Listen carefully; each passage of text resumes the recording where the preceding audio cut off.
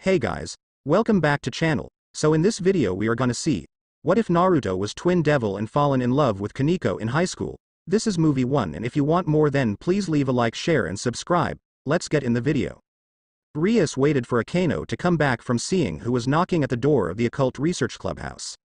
She was in the middle of talking with her peerage members about different tasks she had for them when she heard a knock at the door. She was surprised at first as they do not get many visitors before Akeno went to see who it was. Her other pieces, Kiba and Kaneko, were waiting quietly while Kaneko ate her chocolate snack.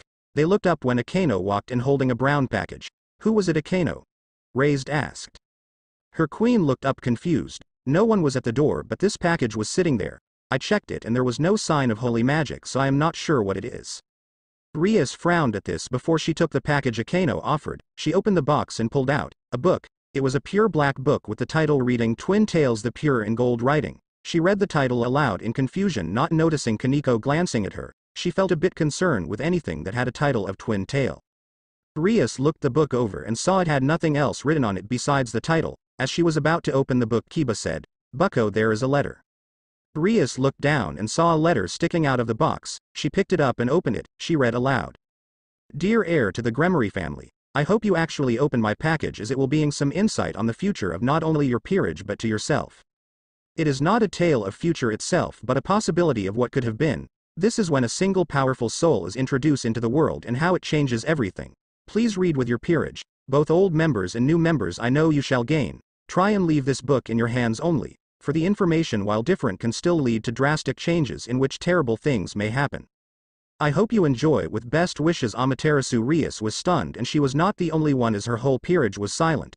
Akeno was the first to say anything. Era to think we got a gift from a goddess, so unexpected." Kiba looked up at his king. "So, should we read it?" He was interested in what would happen and he wondered he would find a clue on how to avenge his friends. "No," Kaneko stated, not wanting anything to do with this. Rias however looked at the front of the book. If that this says to be true, then while it might not be the same it may still help her. This could point out possible peerage members she can add to her own. This could give her a clue on how she can get out of her marriage. This was too good to pass up as she opened the book. The others, though Kaneko was frowning slightly, sat around her as she started. Chapter 1. Rebirth in an endless sea of colors and shapes. This space of the universe was known as the dimensional gap, a place that was so ever-changing that it was very much like looking through a kaleidoscope. Yet the colors were so vivid you knew you were not looking through such a thing. Instead, a person could only marvel at its wonder before dying. The dimensional gap was a place where the void was present, and any life forms without protection would die within seconds of entering this beautiful bridge between worlds. In this world there was only a single entity that could call this place a home. And at this moment she was calmly sitting down in the nothingness of the gap. She was Ophis, the dragon god of infinity, and she was currently taking the form of a young girl with long black hair. Her skin was as pale as the moon, but her gray eyes had such a cold life to them. Her clothes were black with frills, but did not cover her stomach or chest. She simply wore two X-shaped black markings over her nipples to keep them hidden from the world. Instead of a skirt, shorts, or even pants, this goddess wore none other than simple frilly bloomers to cover her bottom. The group blinked hearing this. They've heard of the dragon god before but they did not expect her to look like that. While a god she is able to change her looks, it still stunned them slightly. Kaneko felt a small sense of pride here. Almost every powerful woman she has met all had large figures and big breasts. Even her king had a large bust. To hear someone even more powerful than them be considered to have a tiny figure much like her own was nice. She alone could call this place her true home. But she was currently not alone in this world that she enjoyed. Another being was with her, seemingly frozen in time with how they would not move a single inch. Not a breath could be heard from the one with her, and as she stroked this being's hair the colors started to fade away to reveal his form. This was a young man with the messiest of blonde hair. And his skin was like the sun had kissed him. He was young, looking to only be 17 years old at most, while also being average height for his age. The most unique trait about him was the 3 whisker marks that were on his face, seeing as they stood out from the rest of his relatively normal features that you would find on handsome young man. He was well built, and his body was seemingly sculpted from the hardest of stone. Ophis ran her finger along the pectoral muscle that was showing through the young man's ripped clothes. "Oh," Akeno said, thinking of such a boy. Rias pictured it, and while there were no pictures she felt like the boy would no doubt good looking. This was Naruto Uzumaki, the greatest hero that the human race had been able to produce in the last 10,000 years. No others have been able to match him since the day that he had passed from the world of the living. And she had personally collected his soul, since his passing. She had spent countless hours working to restore what remained of him to his former glory. For it was his final moments that had gained her interest in him. Naruto Uzumaki had been a ninja in his life. He had been a warrior that was trained to kill and die for his village, and he personally had been given a rotten deal in life. Even from a young age, he was weak and defenseless, but he never gave up. He grew and grew to almost impossible levels of power. Power that was without true match to this day. Only the most powerful of angels, devils, and fallen angels could scratch the surface of his true power. Even if somebody did have more power than him, Office had little doubt that Naruto would still win any fight. He was a force that did not just rely on fighting, but truly connecting his feelings and understand to other. He could make even the most demented of men switch the two side of good, and in battle he could pull monstrously effective moves out of nowhere. When most people would give up, this human would strive forward and do the impossible. The group was stunned. A human did all of that. He was that powerful, amazing. Kiba muttered impress at someone who was human to have such skill. Akeno thought about it. This soul must be the one that changes everything, the one the goddess mentioned. Rias nodded and wondered if she would be gaining this Naruto as a member of her peerage.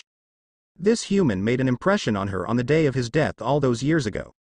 And because of that she had decided that she would restore his soul and give this man that had been dealt a bad hand in life a new hand. She was going to allow him to become a new man, or rather, she would let him reincarnate into a happier life. She did have her own reasons for this, but she knew that one day his power may be needed again. This human, whose potential had been underestimated, had never reached his full potential, and if he was to do that he would no longer need to be human. On top of Naruto's unclothed stomach was an orange object, a jacket. This jacket was neatly folded on it, and the design showing on the back was that of a circle with more circle inside of it. Under that concentrated circle were 9 teardrop-shaped magatama, with the entire design being in black. Each magatama was lined up 3 to a row, into 3 rows like a square. She knew that if she allowed him all his previous power in this new life, then he would grow too arrogant in his nature, or at least he would become a wild card. That was why when she was in the process of restoring his broken soul, she took his greatest power from him and transformed it into an object. This jacket held his godly power that had killed a man that could indeed slay a god. The group was quite hearing this. He killed a man that could kill a god. I rather not go up against him, Kiba admitted. But he does not have that power, Akeno pointed out. His power is now that jacket. I guess he will have to find it or something. Rias did not say anything as she read on, wanting to see this Naruto and who he would become. One day, this object would be made known to him and he would slowly regain what he had lost. He would regain his powers that had made him into the oppressive man to her. This was his sacred gear. Amazing tools given to human souls so that they could allow them to do great or terrible things. She wanted this to be his, because once he was reincarnated his chance of naturally getting a sacred gear were 0. Only part of full humans were allowed these, and the family she picked for him to be reborn into was not human. Kaneko bit her lip slightly. She knew what Naruto would become. If the title has anything to say about it, she hoped the two knew each other, as she sure wished she had someone with her in her darkest days. She wanted him to have something of his old life, but she also wanted him to truly retain the pureness she had come to respect. That was why she would not haunt him with how he once was, and the memories of those he lost. As she rebuilt this lost soul, she had been slowly removing the things from his mind that would cause him great sadness. She would lock away the memories of his powers into his sacred gear, and should the day come that he activates it, she would start to watch him once more. As it was, she was using most of her power, keeping the one she hates the most out of the gap. As it was, she would only be able to hold out her strength only so much longer before she was forced to reincarnate him without him waking up first, and should her enemy come into this plane she would be forced to leave, for she would not have the power to get him out on her own. She felt him stir ever so lightly, as he breathed the first breath in his many years of death. This was the breath that she knew would be the one to grant him new life, but yet he showed no signs of waking. Finally, as a sign from above, the orange sun mark on the palm of his right hand started to glow once more with life. Naruto Uzumaki jerked awake once more, but found that he was unable to move of his own free will. The group was on the edge of their seat waiting for whatever Naruto will do. Where am I? Naruto questioned weakly in his own mind, for he was without much of his memory at this time, the years passing having gotten him to forget much of what even Office did not touch. A clean slate given to a hero that was undeserved by the masses. Office would only do this for him and only him, and she placed her hand over his heart and got his attention. Uzumaki Naruto, you are in my home. I have decided to grant you new life. I have watched over you for so long now. Uzumaki Naruto, You were a great hero once upon a time, Uzumaki Naruto, but you were not given the life you should have had. Ophis spoke smoothly, not speaking any more than she had to. It is still nice of her, Kiba muttered, still surprised that the dragon god did all of that. Rias frowned, knowing that Ophis also had a plan of her own for Naruto as well. She spoke what was needed to get the point across and not a single thing more. She felt a shaking hand touch the side of her face, before moving to her hair. Such nice hair, as black as night. Naruto spoke the only thing he could think of as he gazed up at her, his hand finding the strength to move for the first time in so long. His eyes went to the sun on his palm, but he found more comfort in looking at this beautiful girl's hair. Ophis looked down at Naruto without showing her emotion, seeing as she made her hair this color because she liked the color black. Rias blinked here, after everything she says, and he focuses on her hair? Maybe he did not hear her. Akeno suggested, getting shrugs. Uzumaki Naruto, this is why you are being given a new life. You are a champion that came before your time. I have seen your soul, and your soul will soon find happiness that you were denied. Ophis spoke once more as snakes made out of the shadows of her powers came from her skin, and despite the texture looking like that of ink, they slowly crawled over Naruto's flesh and sank into his body, the jacket also glowing and sinking into his flesh as well, and right on the inside of the orange sun glowing on his palm appeared a second symbol inside the first one. Now that orange sun had a black infinity symbol inside it. The glowing sun and the black infinity, one fit him perfectly, while the other showed that she had a hand in his reincarnation. This was also her blessing to him, but would not become active just yet. Ophis closed her eyes, before she felt Naruto start to vanish from her lap. Just as he fully vanished, she felt the barrier she had been keeping up break. The Great Red had invaded her home. Interesting, Rias muttered. I wonder how much will change with Naruto being here. How do you know he will be here? Akeno asked. He could be anywhere. A feeling, Rias replied. I think Naruto will be a member of my peerage. The others looked at one another. They all thought the same thing. Will he really become a devil in their group, and what piece will he be? With Naruto. Ka-san, look at them, aren't they beautiful? A young woman wearing a black kimono asked as she held two small babies into her large chest. Her pitch black hair fell down to the middle of her back, and her golden eyes glowed with love for the two newborn babies in her arms. Her pale skin had a hint of red on it from how much happiness she was feeling at seeing the birth of her younger siblings. The two black cat ears on her head were twitching in excitement, while her two tails were moving swiftly behind her in joy. Kaneko stiffened hearing this. That woman sounds a lot like her sister. It could be anyone. Any Nekosho, no matter how rare we are. Besides, she said two babies, so it can't be her. But no matter how much she denied it, she had the feeling it was true. Each child in her arms were both beautiful in their own right. The one in her left arm was the older sibling of the two babies. This was on a cute little baby girl, and like herself she had cat ears coming from her head, only these ears were white, just like the small tuft of hair on her head. Her eyes were opened and looking around everywhere, showing that they were a golden yellow color like hers were. Her skin was pale like Kuroka's, and her little white tail was moving like no tomorrow. Kaneko was still listening. It sounded like herself as a baby, but until she heard her own name she will not believe it. The second one, the youngest sibling of the trio, was a little baby boy. Unlike either sister, this boy had naturally tan skin. Like he was born under the sun, 3 small whisker marks stood out on each cheek, giving him the look of a cute little kitten. His tail was wrapped around her forearm, and she saw that there was a small tuft of pure white hair on his head. It was white just like his sister's hair, but instead of a single color for eyes she noticed that he had 2 colors, not 2 colors exactly, but she was able to see that 1 second they would turn blue, before they went back to a golden yellow. That's him, Kiba pointed out. I think we figured that out ourselves, Rias added politely. Kaneko took a deep breath, shocked to hear the hero of great power was a Nekosho like her, and if it was to be believed her own brother. She tried to deny it, but the feeling was getting stronger now. The mother of these 2 babies was currently laying against the side of a tree. And she wore a blood-stained white kimono. Her skin was beyond pale, and her white hair fell down to her breasts. Her dull yellow eyes peered out from her curtain of hair. Looking at the children she had birthed with a weak smile on her face, she didn't have much strength left in her, and she was bleeding out fast. She knew that she didn't have long to live, but sadly for her she had not been able to get help fast enough to find a good place to birth her children. Kaneko stiffened hearing this. She never knew her mother as she died giving birth to her. While she never knew her, she kept the tears from flowing. She still did not want to believe it, but if this was her mother, then she was a Nekosho, which meant that she was a third-class citizen in the underworld. Most of the devils would ignore their cries for help, with very few truly helping them succeed in life. Sadly, They were also a poor family because of how hard it was to find a job in the underworld these days. Kuroka-chan. What are their names? Kaneko gasped softly, although Rias did one louder. Rias was stunned hearing that Naruto was the little brother to one of the most dangerous criminals in the underworld. Kaneko, however, focused on hearing her mother's last words. She did not know them at her birth and she hoped her mother would be proud of her. The mother of the twins asked with a smile, knowing that her eldest daughter would pick out a good name for them. Kuroka got down on the ground and moved her mother's hair out of her face with a sad smile. She knew that she had been born with a weak body.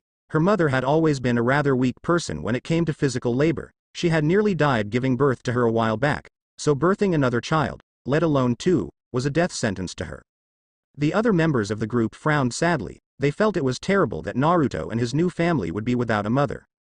This one is going to be Sharon because of her white hair, and how cute her little sounds are. I do not know what to name my little brother though. Why don't you name him Ka-san? As your last act you should name him. Kuroka offered kindly to the dying woman, knowing that deep in her heart that she wanted to name at least one of the children before she passed on to the afterlife. Kaneko smiled softly hearing her mother naming her brother. There was no longer denying it as her little newborn self was named before everyone here. She was grateful no one knew her real name, otherwise things could be uncomfortable for her. The woman moved her head up to look at the little baby boy. Before she coughed out a glop of blood onto her stomach, she started to go into a coughing fit, and she got her hand up to her mouth near the end. Kuroka watched with small tears in her eyes at how her mother was dying in front of her eyes, but with her happy smile never leaving her face. She watched her mother take her hand away from her mouth, and she looked at the blood in her hand for a moment. She watched as the blood all around her hand began to move towards the middle of her palm, bending and moving along the pale skin until the blood touched in the middle of her palm. Her eyes widened when she saw the perfect name for her youngest child in her blood.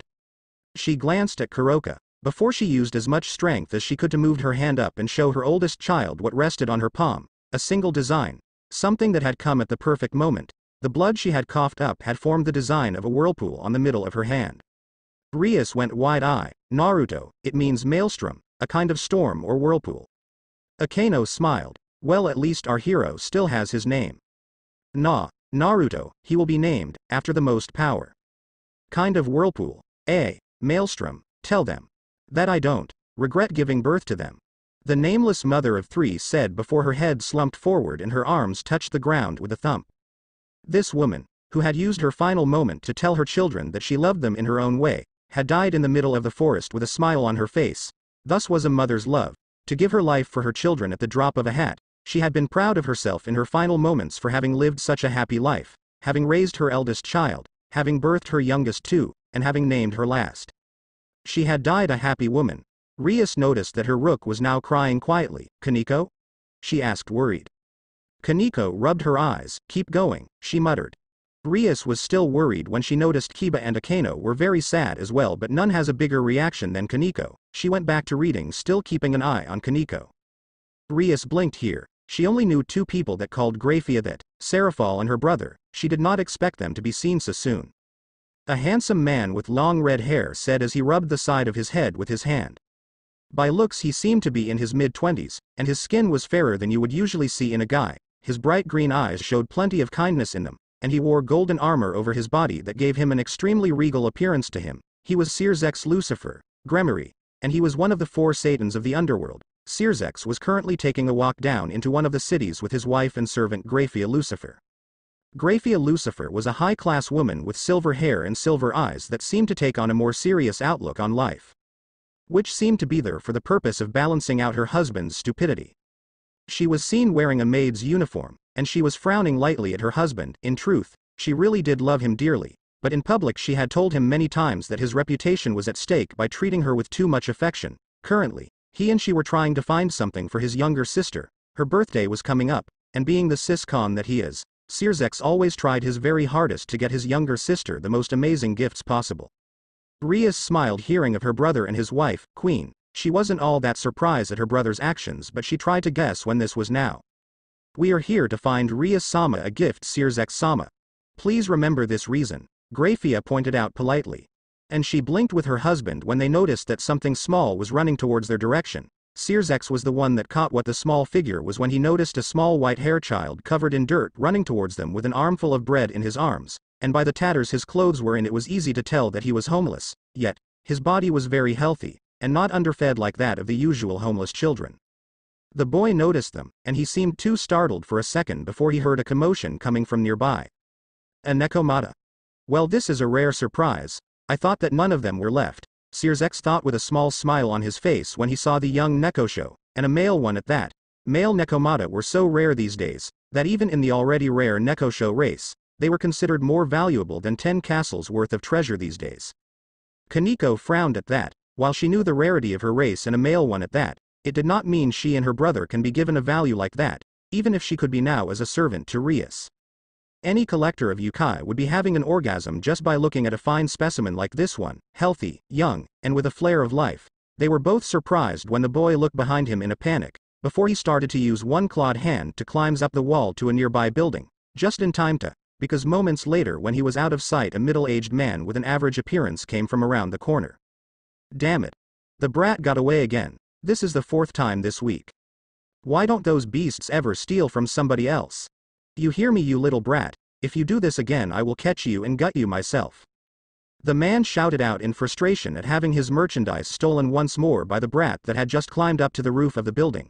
The couple were able to see white hair and white cat's ears sticking up from the edge of the roof, and neither really decided to tell the man that the thief that had stolen his bread was close by. It would seem that the man had given up anyway because he went back where he came from with an angry grunt.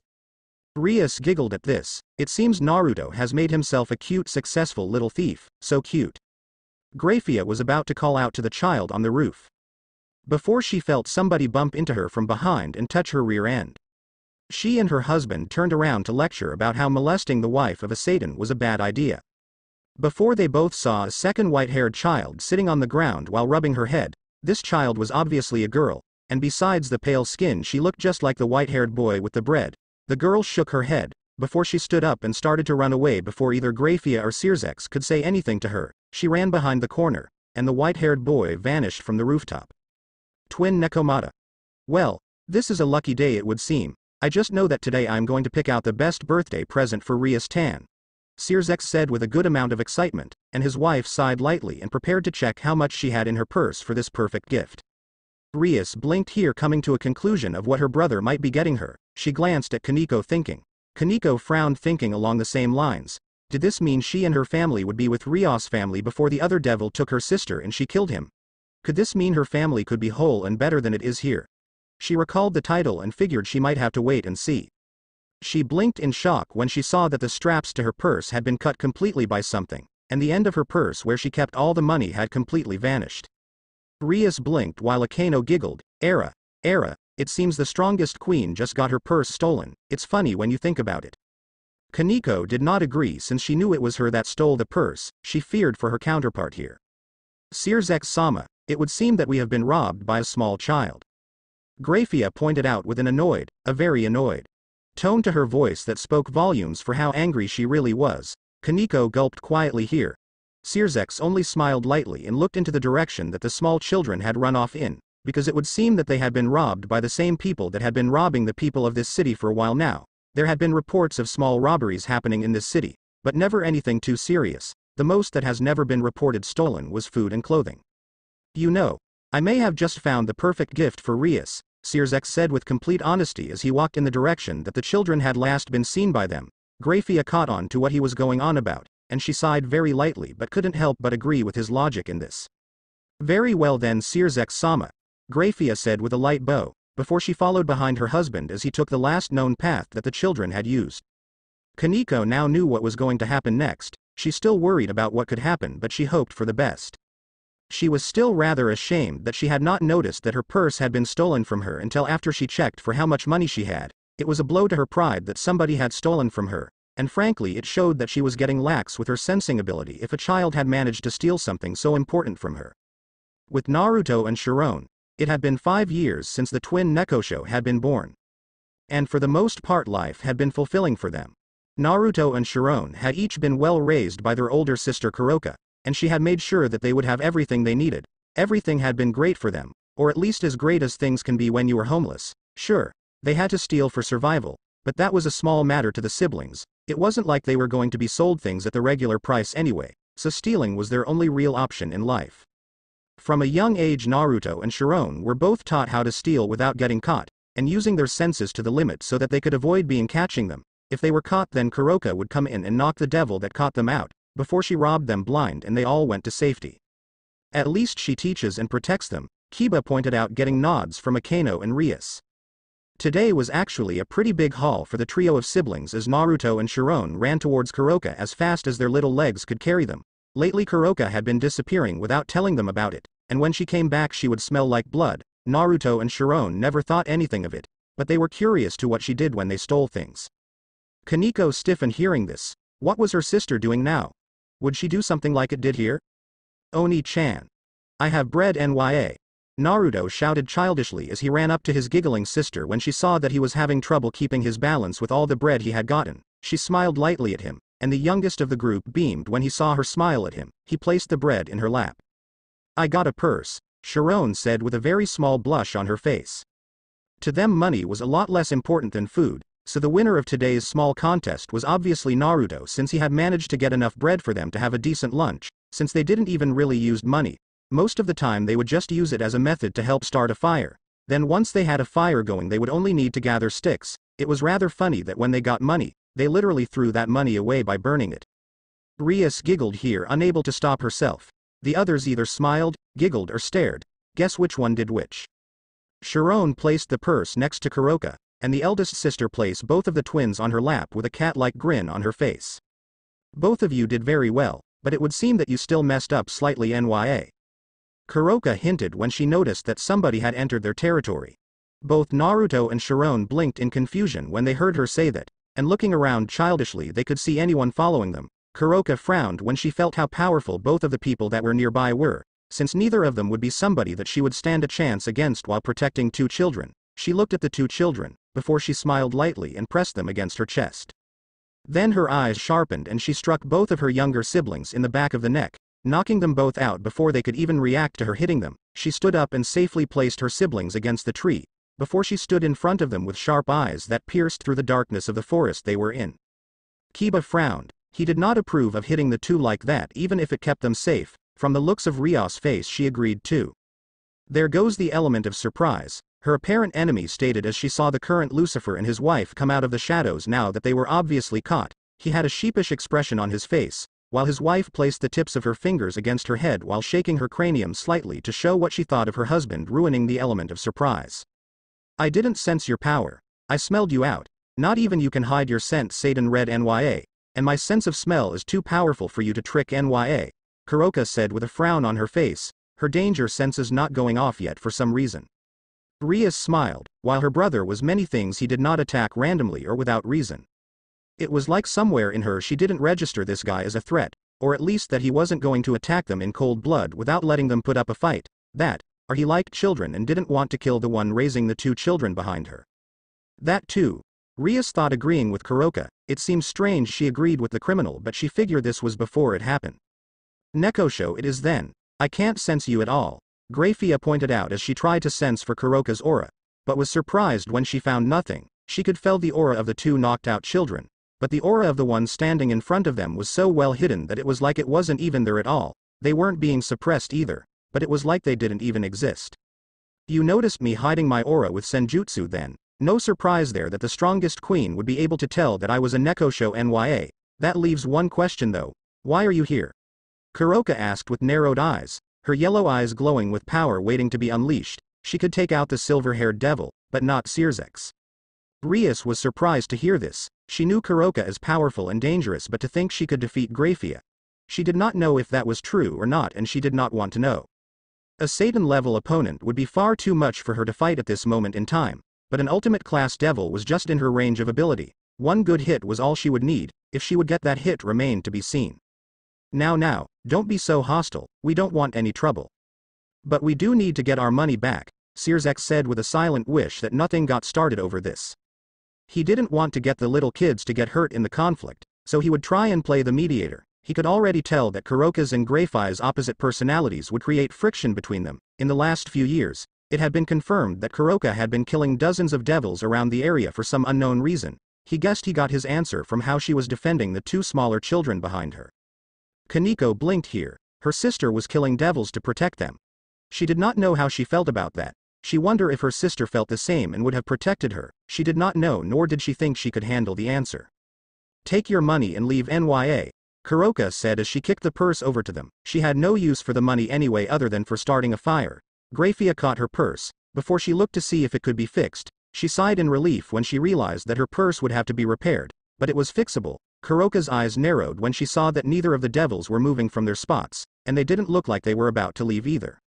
"Thank you for returning that money, but our business isn't finished yet. You see, we couldn't help but notice that these two had to steal to live. I will be honest with you when I ask you if this is the kind of life you want them to live," Searsex pointed out with a small wave towards Naruto and Sharon. Kuroka charged at Searsex with rage in her eyes, before she jumped back when she noticed that he was leaking out his family ability, the black and red power of destruction that originally came from the Biel family, but was later obtained when Lord Gremory married a woman from the Biel family. Such a power was just as deadly at her senjutsu. Both were pretty much one-hit kills to most opponents that didn't have experience fighting against it, or very high resistances. She was not ready to fight something like this, not without a plan for it, that is. Rias was on the edge of her seat, as was Kaneko. Both were worried, but both for slightly different reasons. "There is no other way to live for us. Devils like you have it easy. You were born with a high status, and society looked to you as the future NYA. We are considered to be the lowest part of low, and have to do anything we can to get up in the world NYA. Yet, we are still happy. You have nothing that you can do to help us," Kuroka said firmly, knowing that she wouldn't be able to go with this person. Rias was quite here while the others looked down. They knew how they would have been treated and such without Rias and how she made their lives better. Rias knew she was born into a better life, but to hear it so bluntly was not something she heard at all. Her mother wanted her to protect them. It was part of her dying wish, so of course she was going to do everything in her power to make sure that they stayed as safe as possible. She was tempted, but she knew this could be a trap to take her out without her putting up a fight in the moment of surprise. "I may not know what it means to work my way up from the bottom, but I do know that being raised as thieves will come to hurt those two in the end. They are innocent kids that have a hard life, and I want them to escape from that kind of life. You are no doubt a good sister to them, and I am not asking you to give them to me. That is why I have an offer for you," Searsex stated with a stern appearance that seemed to be a rare thing on his face when in private company. He didn't want kids to be punished because of how they were raised, and if he was honest with himself, he had some selfish reasons for this as well. Nekosho were the most powerful breed of Nekomata, and while Nekomata had the potential for senjutsu and yujutsu, the Nekosho had the potential to completely master yujutsu and senjutsu. The Nekosho were a high-level Yukai species, and even in his long life these three were the only ones that he had ever seen. They were just that rare, and they were a mostly female race. Finding a male Nekosho was something that he couldn't simply pass up. If a normal female Nekosho was worth 10 castles worth of treasure, then the male of the species was easily 10 times that much. Kaneko frowned again hearing this, even if it would be true. Senjutsu masters had the potential to also harness their own Tuki, and with that Tuki they could enhance their speed, strength, and durability to amazing levels. The fact that they were also able to naturally use chakra, an energy that had a small amount of light properties, made them dangerous to devils, not to mention that in theory a Nekosho that was turned into a Nekosho devil hybrid would be able to have a high resistance to light-based abilities. "An offer NYA?" Kuroka asked in surprise. This was something she hadn't seen coming. Grafia was looking at her beloved with an expression of confusion as well. She had only been aware of him wanting to get their money back.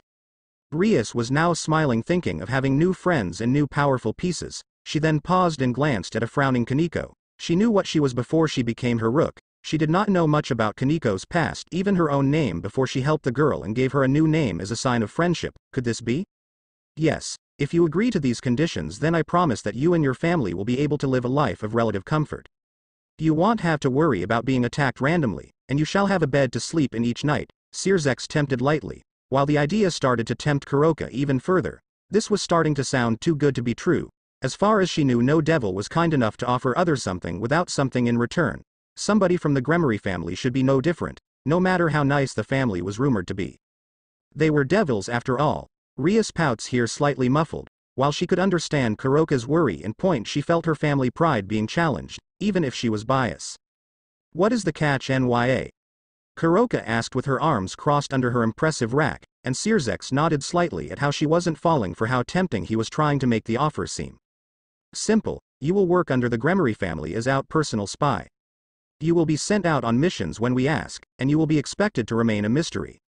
That means that if you are caught, the Gremory will deny ever having anything to do with you. My family will cut all ties with you. The second thing is that I would like for your siblings to become a part of my Rias Tan's peerage when she gets her evil piece set. Sirzek stated with a small smile on his face. Getting Rias 2 potentially amazing pieces would be an amazing gift for her birthday, not to mention the fact that the family wouldn't have to steal anymore. Unless Kuroka was ordered to do that, the two children would get a friend that was only 2 years older than them, and Rias would get 2 rare friends, servants, pets depending on how she saw them. Kaneko looked up at Rias, who was smiling kindly at her. Kiba looked between them trying to understand why, while Akeno was focused on the book. Kuroka was torn between choosing her own desire for a free life, or the safety and happiness of her younger siblings. She could trade away all of their freedom for a happy life that wouldn't be completely filled with danger, or she could tell Sirzek to stick his offer up his ass and potentially damn them all in the future. They were Nekosho, a near-extinct species of Nekomata. They were most likely the last of their kind, and if they died out then that was it for their race. Not to mention if something happened to her, then nobody would be there for her precious siblings. It was a gamble. She could do this and make sure her family was safe. Or toss the offer away and throw away this chance of safety. The choice was obvious, but she just didn't want to make it. She had sworn on her mother's unmarked grave that she would protect her siblings no matter the cost to herself. She said unmarked, because if anyone discovered that the grave held a Nekosho in it they would break it. It was easier to have the location memorized than to rebuild it every time they went to visit. Naruto-chan, Sharon-chan, forgive me for what I am going to do. Kuroka thought in her mind as she took a breath to calm herself. With determination in her eyes, and a heart that was prepared for her siblings' anger, she gazed at the devils and decided upon her answer. She was placing everything on the line with her choice. Akeno giggled at what Rias was called while Rias gained a slight twitch in her eyebrow. Her answer would completely depend on how he answered her, and if it was a good answer then she wouldn't mind allowing her siblings to join this girl's peerage. If the answer was bad, she would completely reject the offer and tell him to stuff it up his ass. Grafia was looked between the siblings with a cautious gaze, making sure to keep her eye on the sleeping siblings just in case they woke up. Huh. Oh.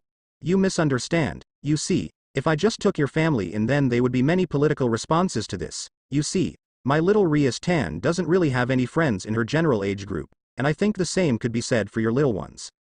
Rias blinked hearing she had no friends. Maybe this is before I met you, Akeno. Her queen thought about it. It would make sense as they are around 5 and you would still be quite young. If they become hers then they would automatically get the protection of the Gremory family. You will be paid for your services, and it isn't like they will be treated badly. You can see them anytime you want to, but they will belong to Rias. I just thought it was sad that the last family of Nekosho had a bad life, and this is an offer that benefits us both, Sirzek said with his hands waving in a way to keep her cool. Yes, he wanted to give the twins to Rias as a gift that would one day become powerful servants, but it wasn't like this was a completely selfish desire of his. It does sound like it, and pretty much any other devil it would be that way, Akeno said thinking about it. He figured that the twins would be able to play with Rias, and as they grew up together they would be less likely to be seen as servants. They would be like family to Rias, because the Gremory in her was strong. She would just love to have 2 little friends to play with, and watch anime with. Yeah. He blamed himself for that one. He brought her back one DVD of Sailor Moon, and then his little sister starts her road to becoming an otaku. The others blinked here. Rias was sure she was not an otaku, even if she liked some anime humans came up with. Akeno giggled imagining what Rias would be like as an otaku. Oh, I hope we would be able to see a picture of it or an extreme example. Kaneko and Kiba shook their heads as they cannot see it. I will be paid NYA? And they won't be hurt? Kuroka asked with a quick glance at her siblings.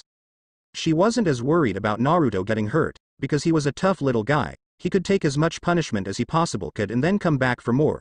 Those times she watched him secretly train with that strange Yujutsu of his proved that he could take a hit when his own moves backfired on him, not to mention he had an amazing healing factor, and a very high amount of chakra in his body. Kiba whistled, must be because of his reincarnation. I don't see any other reason he could be as strong. Makes sense. Rias added, but she was excited. If Naruto was already this strong then we should have a good member for her peerage. Kaneko agreed, but she was worried. She feared for her brother would try and train in Senjutsu and what could happen if he went mad like her sister. Sharon on the other hand wasn't nearly as strong, but she seemed to have an amazing ability when it came to learning. She didn't want them getting hurt, but either way avoiding pain was impossible. They will be hurt eventually. If they were to join her peerage, then they would no doubt go through a rating game. If they were to do that, then they would get hurt. It is very rare for anyone to die in a rating game though, and a great team of medics is usually there to take care of injuries. Can you say they won't be hurt by the people that placed a price on your head, Kuroka the Black Hellcat? Or how about Demon Cat Kuroka, because eventually people will come after them to get to you? Sirzex stated in a matter-of-fact voice, while Kuroka winced. Already she has a bit of reputation, Rias muttered, seeing how that changed, unless she already had that nickname before becoming a devil. She had a lot of enemies that would just love to get their hands on her siblings and do unspeakable things to them if it meant hurting her. Almost nobody among her enemies would dare mess with one of the still-standing 72-pillar families. Doing that was akin to suicide in most cases, and messing with the Gremory was something even she wouldn't do. The Gremory was the family that had managed to gain the Bael clan's power of destruction. And in this family were two confirmed users of this power. The mother of the two children, and the man standing in front of her. One of the 4 Satans and the one that was considered to be one of the most powerful ones. Then there was his wife, somebody that was nearly on par with a Satan-class devil. After that was the fact that the Gremory family were allied with the Citri family, and if you messed with the Gremory you were messing with the Bael. The Bael were considered the most powerful family in the underworld, not to mention that the Citri family also had a Satan in it in the form of Seraphol Leviathan. In the end, it was a very poor choice to mess with the Gremory. That was akin to taking on 3 Satan-class level devils. The Gremory family, the Citri family, the Bael family, the power of destruction, as well as any secret weapons they had that weren't well known. When you think about it, you really don't want to mess with your family, Kiba said, to which Rias nodded, knowing this fact. Basically, only those with death wishes or those that were sure of victory would even dare to take on the Gremory with how much backup they had. Think carefully, Kuroka-san, or you may make a choice you will regret. With the backing of the Gremory, your siblings will have better lives. One day if they ascend through the ranks they can own their own land, and will be able to gain political power that a Nekosho has never had before. Can you really hold them back from getting a good life because you don't agree with the methods, or you want to selfishly keep them to yourself? Grafia questioned with narrowed eyes as she gave Kuroka a bone-chilling look that sent guilt right to the depths of her soul. The way they were talking was making her feel like she was the bad guy for wanting to keep her siblings to herself. If they were speaking the truth, and her abilities were saying they were, then Chiron and Naruto would be much better off living at the Gremory Castle. They could have a great life, and one day they could gain a greater amount of freedom despite the fact they were going to be pretty much slaves for a while. Kaneko was quite thinking. She would not deny her life is better with Rias, and she did not have to worry about anything. While she knew this, she was not sure how this version of her will take it. Hearing the argument made sense to her, but this version was only 5 and might not take it as well. Nekosho lived bad lives because of the danger devils considered them, but if they gained a high status then they would be proving that Nekosho meant devils no harm. Their race would thrive, and be reborn once more. They would be better than ever, and that was her ultimate goal in life. She wanted the Nekosho to flourish again, and despite the trade-off being her freedom, this was a great way to get started on her goal. Okay, but, if they are mistreated you better expect me to take my pound of flesh nya. Kuroka threatened the two, before Sirzex nodded. If anyone ever hurt Rias he would be very much the same way, so he could understand exactly where she was coming from. Rias pouts here but did not deny that her brother was a bit overprotective of her and would go after anyone that hurt her. She just sometimes wishes he would not make things so embarrassing for her. Maybe this is what Sona feels like with her sister. The burden of being an older sibling was one that should not be taken lightly, nor looked down upon. It was a very demanding job, and both elder siblings took it very seriously, for different reasons. Kuroka promised her mother then she would look after them, while Sirzex didn't know the hardships of truly having to raise his sibling. Very well then. That is great news, but is there anything I can do for you to seal the deal? Sirzex asked one final thing before the deal was sealed, and Kuroka instantly knew the answer to that. It was the one thing that he could do that she would sell her very soul for, besides her siblings' lives, and it was something she couldn't do on her own. What is it? Akeno asked, excited about the story so far. While no one was in pain yet it did not mean it was bad to her. Let me read and well see, Kiba said before he went on. 1 week later, Eureka the White Cat, a loving mother, a great cat, and a selfless soul. Kaneko was still hearing this, while the others knew this was the mother to the heroes. Kaneko had to force tears from forming in her eyes. Kuroka stood in front of her mother's new grave that was located in the Gremory graveyard, a place that her gravestone wouldn't be destroyed. With this she had finally been able to give her mother a proper send-off that was fitting of such a great woman that had died bring 2 children into this world. Kuroka was wearing a black hooded robe over her normal clothes, and it was in the middle of the night. Naruto-chan, Kuroka started as she addressed her siblings while standing next to them. Instead of the scraps of clothes they had been wearing before, now they wore real clothes. Naruto was wearing a simple t-shirt and shorts, while Chiron wore a small yellow dress, She didn't get to finish her sentence though when she felt Chiron give her a now neutral look that spoke volumes of how annoyed she was at her elder sister. Someone's in trouble, Akeno said in a sing-song voice. Kiba paused as the description of how the younger sister acted. He glanced at Kaneko for a second, seeing similarities between the two. Could it be? Kiba wondered for a second before going back to reading. That isn't my name anymore. I lost that name when you sold my life away. The group winced here at the truthful statement. The girl that had abandoned her name said with a heated tone. Something that Kuroka couldn't help but wince at. The girl that was formerly named Chiron had taken the news that they would soon be little more than playthings for a girl pretty hard. Her once expressive face had lost almost all emotion, and it was clear that she was not happy with Kuroka. This was something that she also couldn't fault her little sister one, because she would be angry if her freedom was sold away as well. Kaneko could agree with her other self with that her point of view somewhat, but she went through an even more horrible event, so she might have preferred the way the story was going. Oni-chan. I am not mad at you, Nya. Naruto said after a few moments as he rubbed his arm, and she smiled at him softly. She could always count on Naruto to look on the bright side of things. No matter how horrible life had been, he would always smile and act like nothing was wrong. He wasn't even hiding his emotions. It was like he had lived a previous life before now, and in that life he had gained a complete mastery of his anger. It was something that she knew would come in handy when his body was strong enough to handle the strain of Senjutsu. Well, he is reincarnated, so it might not be that far off, Rias said while Kaneko was still nervous at her brother. Even if he is not her brother here, when he trains in Senjutsu. Akeno found it amusing how he does not get down by anything. She hoped her counterpart found a way to make him scream. Have you met with that Rias girl yet, Nya? Kuroka asked with a slightly sad look, before she smiled when Naruto smiled and started to nod just like his childish nature told him to. Yuha. She is really nice, but a little weird, Nya. I thought devils were supposed to be uber meanies, but she was really nice. Rias pouts. I know devils are seen that way, but really? Akeno giggled. He has high expectation for you then. Too bad he was disappointed. I really like her pretty hair, Nya. Naruto said after a moment when he remembered the girl's extremely deep shade of red hair. He didn't know why, but he really liked unique hair colors like that. Rias blinked here. Sure, she was called pretty among other things, but her hair was not the first thing mentioned. It was third or fourth at least. She then noticed Kiba stopped reading and looked stunned. Kaneko had a feeling what it was about but said nothing. Rias raised a brow. Kiba, what's wrong? Kiba looked from her to Kaneko, who nodded slightly and nearly unnoticeable. He sighed before he read the next sentence. She named me Kaneko. Rias and Akeno were stunned. Rias knew what her rook was before she became a devil, but her past before that was unclear to her. Rias helped Kaneko recover from her traumatized state when she came to her care. She given her friend her name as she never gotten it.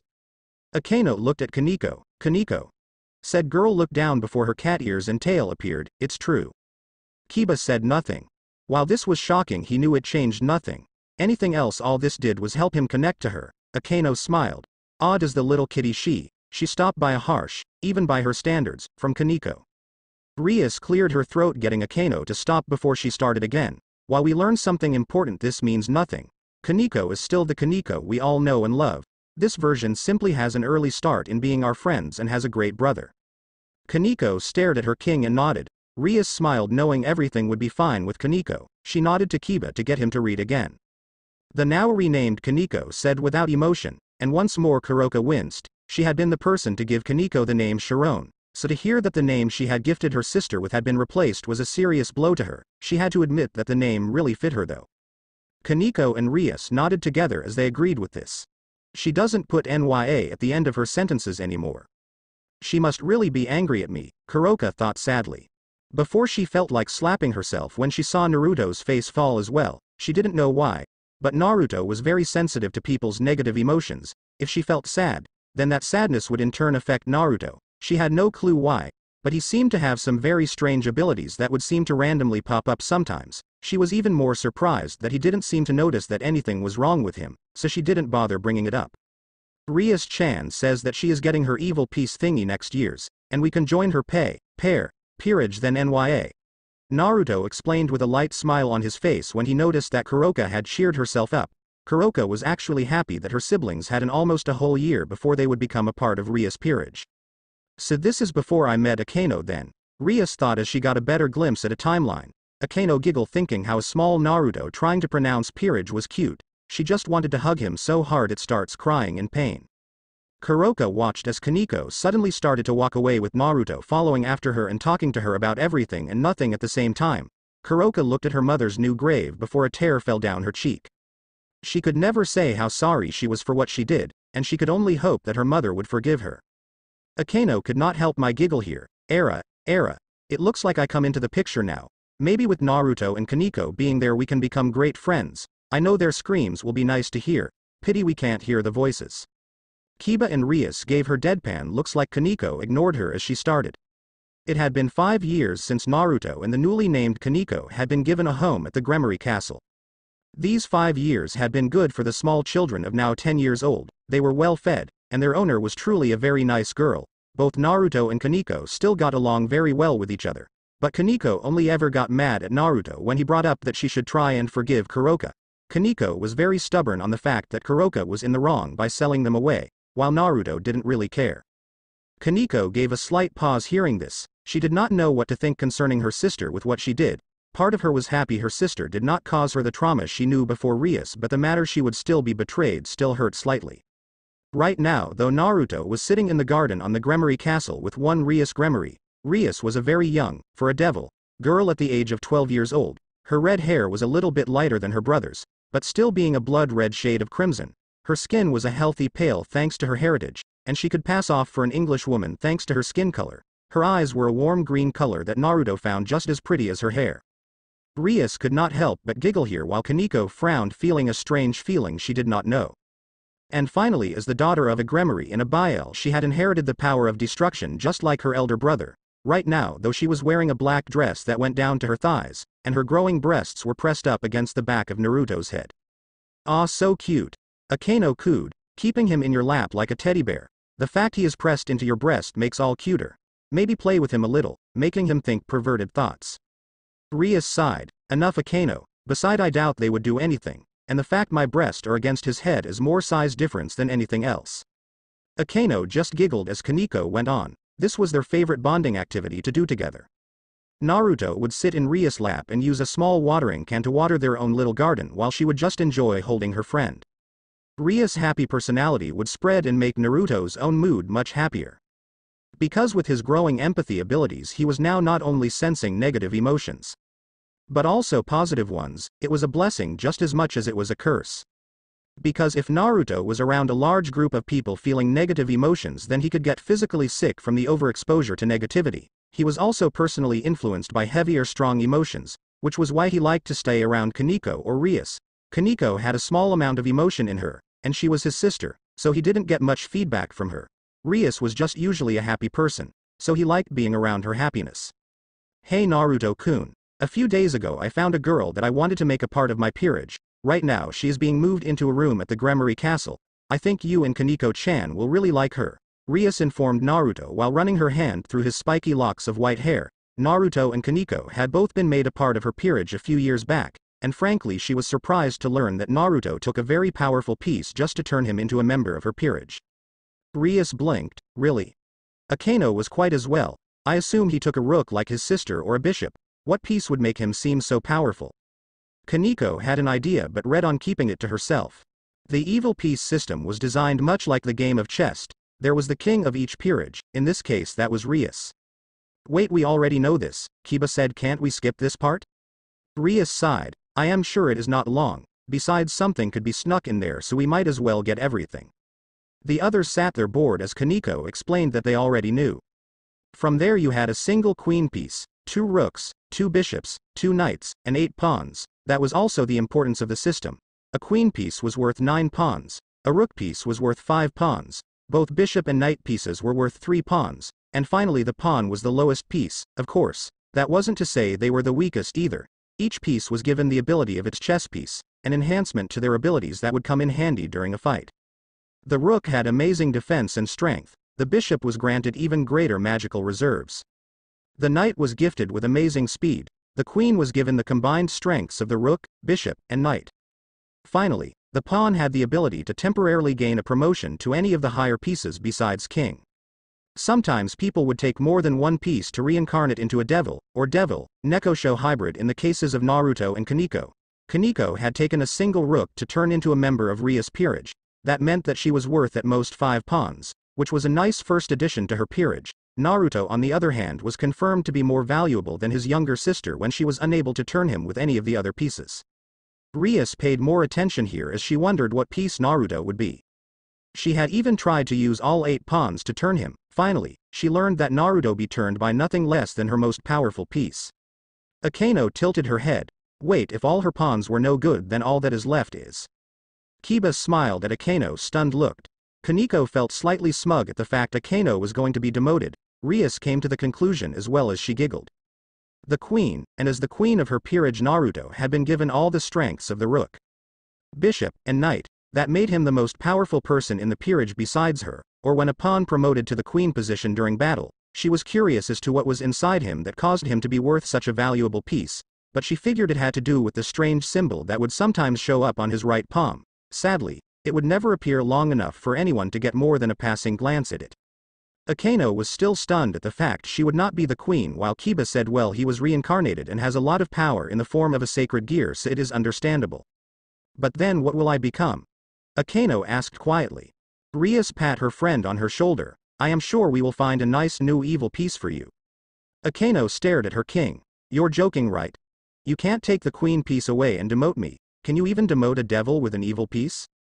Rias giggled, seeing her reaction all too funny. She doubted they would be able to replace Akeno's piece, and even if they could, she would not let that happen. Is she the person I felt coming into the castle NYA? What piece are you going to use for her? Naruto wondered out loud for a second, not really caring to stop using his verbal tick. He didn't know why, but he felt like as a person he should always have a verbal tick. It just felt right to him to have a verbal tick, but that was beside the point. Rias was glad he did not stop, as she did find the tick very cute. Kiba raised a brow. Why do I have the feeling that Naruto had a tick in his first life? Naruto had indeed felt a source of some negative emotion, and at the same time positive emotion come into the castle that he hadn't felt before.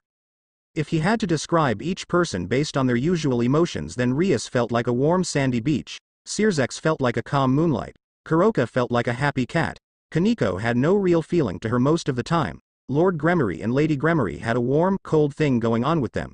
Grafia hadn't been around lately, so he forgot what she felt like. There were many other people and servant, but he still knew each of them. This person felt more like the flavor he got when Rias got him a sour apple soda. It was both sweet and sour at the same time, but with a light focus on the sweet. But what you noticed more was the sour. It was like a person that both liked to inflict pain and feel pain at the same time. It confused him greatly. Akeno started to get out of her self-shock hearing this. She giggled. That's me all right. I love to give pain lots of times and to get pain other times. Funny how you always seem to be on S mode, for S&M, Rias deadpan at her friend. Akeno, however, was in her own little fantasy and did not hear Rias. I don't really know, but I was thinking of either using my mutated bishop or using as many pawns as it will take.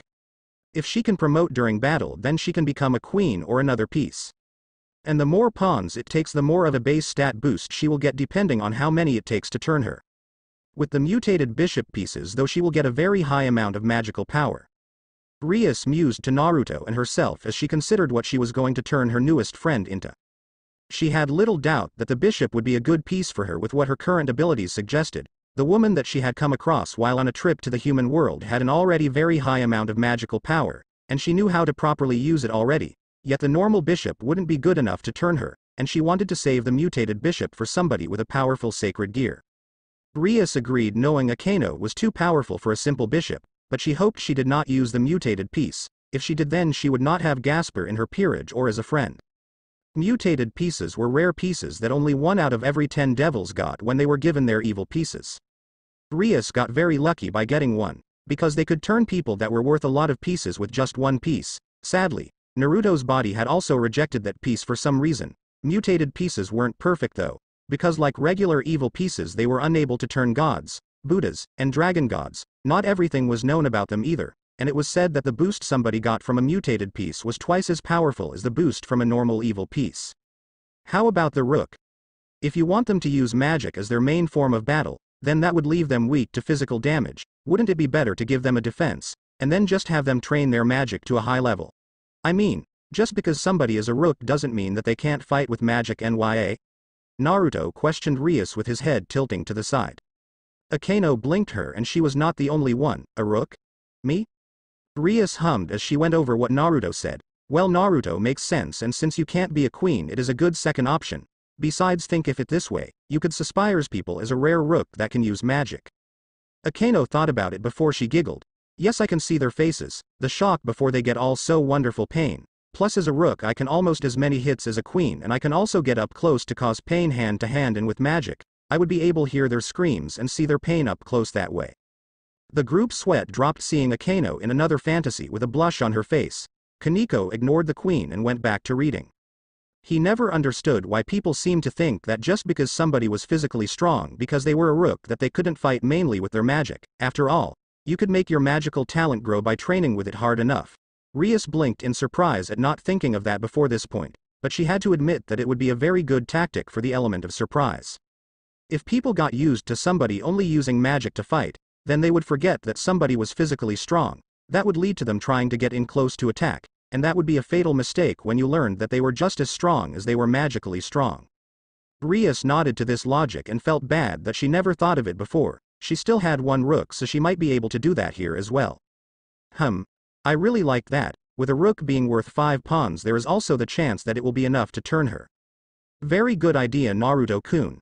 Rias praised Naruto while she started to rub her cheek into the top of his head. And he was grinning with a peace sign at how his idea was a good one. He started to water the recently planted rose bush with his watering can, and as he began whistling he felt Kaneko close by watching them while a slight hint emotion flared for a moment too brief for it to register to him. At first she had gotten rid of her emotions because of how betrayed she felt when she learned that Kuroka sold them, but now she kept her emotions away because this was her way of protecting Naruto from being forced into feeling her emotions. Kaneko stared at the passage wondering what that meant before she read on. She thought that if she didn't visibly show her emotions then Naruto wouldn't be affected by them. Which was somewhat true. It was easier for him to feel emotions that people were showing, but it was almost impossible to truly hide them from him. That was why it was almost impossible to get the drop on Naruto, because he could sense everyone's emotions if they were around him. You might be able to hide your energy signature from him, but if you felt even the slightest bit of emotion while in his range then he would know you were there. Oofufufufu. So this is the boy queen you mentioned, eh? A feminine voice called out from behind them, and while Naruto wasn't surprised by the sudden arrival, he had felt her coming. Rias almost jumped when she heard that laughing. Naruto hopped out of Rias' lap, before he turned around to see who it was while Rias dusted herself off. Naruto was able to get a good look at the person in this time, and he had to admit that like Rias she was pretty. Akeno smiled. Ah, he is such a flatter, but boy queen. Not bad, but I think I can think of something better than that. The person that had entered the garden was a young female around Rias' age with long black hair that she had kept up in a ponytail that was wrapped with an orange ribbon, much to his joy. By long hair he felt long, because you could see that even in a ponytail her hair went down to her knees. She was wearing traditional shrine maiden clothes that showed that she was already well developed in the chest area, and her skin was paler than Rias it would seem. Her eyes were a seductive shade of purple for some reason, and he could see that she was the kind of person that liked to tease others. This boy queen is called Naruto. What's your name, Nya? Naruto asked with a friendly gesture of introducing himself first. The girl didn't get to answer because Rias decided that it was her job to introduce members of her peerage to each other. She would get Akeno and Kaneko to meet each other later when Kaneko was willing to talk to Akeno. She had a hard time warming up to people after all.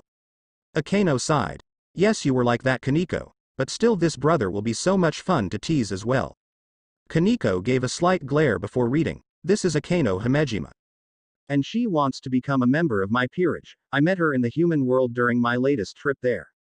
Akeno, this is the queen of my peerage Naruto, which makes him the second in command when I am unable to order commands. I hope the two of you can get along, Rias said while grabbing Naruto's hand and pulling him towards Akeno, and then she grabbed Akeno's hand and forced the two of them to shake hands. Naruto smiled while shaking hands, but then he felt a really brief sour feeling coming from Akeno when a small grin spread across her face. Oh, he and I can get along really well, Akeno commented with a sensual lick of her lips, and Naruto looked away from her while letting go of her hand. Her teasing had gotten to him, mostly because he was only used to his older sister teasing him. Sadly, Kuroka had been on a secret mission for the last year, and he had not seen her in a while. Rias blinked remembering the deal her brother made with Kuroka. I wonder what she is doing for him. Kaneko paused hearing more of her sister. It has been years and she tried to forget about her and the pain she caused. It hear her so often will be hard to Kaneko, maybe Rias won't mind her sleeping in her bed with her if it was too much to sleep tonight. He moved behind Rias so that he couldn't see Akeno and get teased more, while she covered her mouth with her hand and giggled again at the first teasing. Rias summoned her remaining rook piece and held it in front of Akeno. So Akeno, how would you like to become the second rook of Rias Gremory? Rias requested with a small smile on her face, and Akeno nodded lightly with her smile showing what she was truly feeling on the inside. Naruto smiled behind Rias with the back of his head pressing against her back, and his tail wrapping around her leg. The peerage of Rias Gremory had grown from 2 to 3. Kaneko closed the book happy it was over. Akeno pouts here still slightly upset she would no longer be queen, but the ideas she kept getting was starting to make up for it. She grabbed the book from Kaneko. My turn. I want to read and see what kind of pain I get to cause. I hope Naruto has a nice scream. Pity I won't be able to hear them. Naruto sighed as he sat in the middle of a group of girls that just wouldn't leave him alone. Not that he really minded the attention that much, this was actually a good thing because many of these girls around him called him cute and brought him sweets, so in the end he would act nice and polite to the girls. Not that he had a choice with the fact that Rias was making him come to this place 5 days a week. In the past 5 years since Naruto had met Akeno, a lot had happened to the Gremory group as they had been nicknamed for some reason. The first thing that could be pointed out was the fact that Rias had gotten 2 more members of her peerage to join up, both of which had no choice in the matter with how they were either dead or on the verge of death when she found them. Now she had a knight and a person that she used her mutated bishop on. Rias smiled sadly thinking of her friend Gasper. Kiba smiled as he was finally in the story. The first had been Rias' new knight Yuto Kiba, who she personally named. He was a taller blonde male with gray eyes and light skin. Mostly because he was born in the West, Rias had found him dying in the snow for some reason that he wouldn't go into. She had really scored when she got him for the reason that he was a human that was born with a very unique power. Yuto had not just one, but 2 sacred gears in his body. One was the ability to create demon swords thanks to the sacred gear sword birth, and the other could create holy swords thanks to the sacred gear blade blacksmith. With his speed boost thanks to him being a knight, his sword abilities would be greatly enhanced, a real treasure for any peerage if you could train him correctly. Kiba sighed hearing this as it felt a bit redundant but said nothing. The second addition was a young Dhampir, who was born of a human mother and vampire father. Named Gasper Vladi, he was a special breed of vampire that was able to walk in the sunlight. Known as a day walker, that alone made him a great ally to have in Naruto's opinion. And because he was half human, he had been blessed with the gift of being born with a sacred gear inside his body that was known as the Forbidden Beler View. And with it Gasper is able to freeze time on anything he can see. The only exceptions are people with enough power to resist it. Sadly, Gasper had some faults to him as well. He was very cowardly, and pretty much a shut-in most of the time, not to mention that Gasper was a very girly boy, going so far as to wear girls' clothes instead of boys' clothes. Surprisingly, most of the time it was impossible to tell Gasper wasn't a girl, with only his important part showing that he was a boy. The group smiled thinking of their friend and felt bad as they were sure he would have loved this story as well. Gasper also had only a small amount of control over his sacred gear, but he had been getting much better lately thanks to Naruto's help in working with him. Rias blinked before she leaned closer hoping to hear a way to help her friend. Kiba and Kaneko listened hoping to find a way to help as well. It was rather funny to see Naruto training the taller, but still short, boy in how to control his sacred gear by blowing bubbles and making him stop time on them. Gasper had just enough control over his sacred gear at this point that he had barely been allowed to roam around freely, because once he had been threatened to be sealed away if he couldn't gain control over his sacred gear. Rias gasped as tears come from her eyes. Gasper can learn to have control. She vows to work harder to help Gasper so he can be here with them. If the Gasper in this timeline can do it, so can hers. My head hurts, Naruto thought as he opened his mouth and sighed. Right now Naruto was located in the one place that was filled with so much emotion that a person his age would go crazy if they had his abilities. Yes, right now Naruto was going to school just like Rias and the rest of her peerage. His emotion sensing powers had only grown more powerful as he grew older, and now he was stuck in a place that had hundreds of emotions running around it at once. Naruto closed his eyes and brought his ability to the back of his mind so that he could try and hold back the river of emotions from everywhere around him. Open up, Naruto-kun, I made this chocolate myself. One of the girls that he was surrounded by said, and with his eyes closed he opened his mouth and allowed himself to be fed a small ball of chocolate by the girl. Kaneko pouts here. Not only is her brother being fed sweets but also by girls that no doubt want to keep him for themselves. He heard the entire group giggle as he chewed on the sweet ball, and all of the sudden he felt a rush of happiness hit him like a tidal wave. Deep in his gut he felt a rush of happiness, and he himself was forced into feeling happy as well thanks to this. This was part of the negative aspect of his ability. He was directly affected by the emotions he was getting. Powerful emotions affected him more, and he could resist other emotions that came from weaker sources. Akeno raised a brow. Then why doesn't he just turn it off? Maybe he can't. Kiba suggested, not really sure. This wouldn't be a problem most of the time, but that was for people that could turn their ability off. Naruto could not turn his ability off no matter how much he wanted to or tried to. He could feel hundreds of people's emotions at all times. And when he was personally close to somebody he was even more affected by their emotions. If he was in contact with somebody he would also be able to feel it much stronger than before. The only saving grace was that if he was in contact with somebody, their emotions would help block out other girls' emotions. That was, he tried to be in contact with at least one person whenever he was at school, otherwise his head would be swirling with hundreds of emotions that were not his own. Wow. Sucks to have that, Kiba added, not sure what else to say. Akeno was smiling thinking of how much pain Naruto could be in with so many emotions. She was sure her counterpart convinced Rias to have him go to class for this very reason. I wonder whose lap I am sitting on today, Naruto wondered as a different girl tried to feed him a chocolate ball as well. And in the distance he could feel three extremely jealous people. Naruto opened his eye and tilted his head back so that he could see whose lap he was sitting on during lunch today. Naruto felt his head rest between the girl's breasts, and he blushed very softly at how soft they were when they were touching his head. Anyway, with that the three jealous spikes grew by 10 times, but he tried to ignore it as he looked at the girl's face. The girl that he was sitting on today was a member of the Kendo Club, it would seem. And if he remember right, then her name was Murayama. She was a girl with brown hair that she kept in 2 ponytails at the back of her head.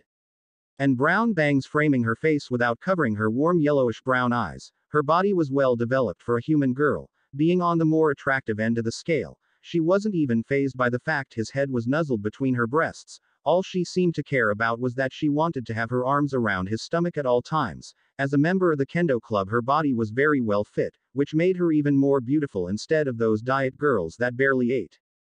Rias focus on the girl mentioned thinking, the way Naruto described her seems like he knows her very well. If that chapter has anything to go by, that means she could be a pawn I can use. I heard you like fish, so how about some of my home-cooked catfish? The second girl of the group said as she used a small fork to move some fired fish towards his lips. This second girl in the group of 3 girls, today, said as she fed him a fork of fried fish. Naruto looked over her again as he started to chew on the fish. And after the sweetness of the chocolate he had to admit the fish tasted great. This second girl was the other member of the Kendo Club that had the best body, and she was Katase, a girl with very light brown hair that seemed to be tinted red, and she was the one that had paler skin and reddish brown eyes. She was smaller than her friend all around, including the chest area. Her most notable trait was her short hair that she had held out of her face to show off her forehead. Rias smiled slightly at the sound of another pawn for her.